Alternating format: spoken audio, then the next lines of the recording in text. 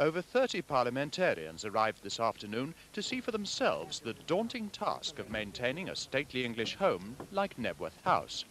They're all committed to saving the nation's heritage, and they came to see and hear for themselves how David Lytton Cobbold was grappling with the problems of restoring his property to its former glory.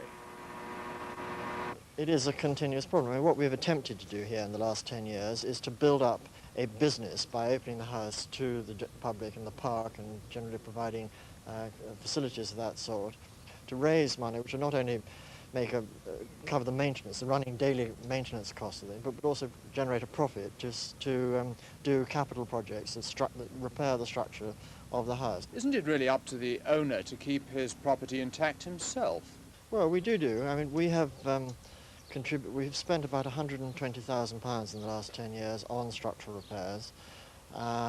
We've spent about £200,000 on general maintenance of the building, but on really major structural problems, about £120,000, of which we've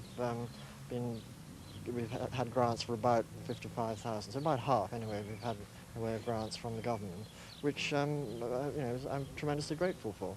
And I think you can see today some of the visual effects of the money that's been going back into the building. To keep a large historic building well maintained, you have to be resourceful. The Gothic facade of Knebworth House is weathered and crumbling, and until recently the turrets too were in danger of being lost forever. But 10 years ago the grounds were opened to the public and pop concerts were held to raise the badly needed cash. Even so, restoration work has to be done as cheaply as possible, and that means using modern technology. In fact, these turrets and wolf-like gargoyles are made from glass fibre coated with sand.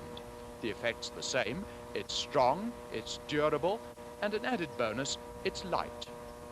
This afternoon, the influential guests saw the project completed as the original finials and weather vanes were lifted by hydraulic platform and placed on top of the new copper-clad domes. So, with the 3 turrets repaired, this stage of the work is finished. But more urgent repairs are still needed, enough to keep the builders busy for 25 years.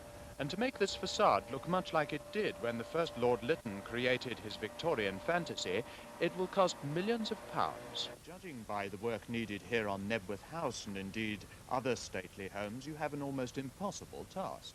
Well, it's not impossible, no, and in the context of the national budget, we're talking of a very small sum of money indeed. The Historic Buildings Council, for instance, gets an annual grant to distribute to historic buildings of around £5 million. Now, the Arts Council, and I'm not decrying it, and I wish it had more, gets 70 million. I think we haven't altogether got our priorities right in this country, and I believe that many people who'll be watching this programme would feel that it would be money well spent to put a little bit more in this direction.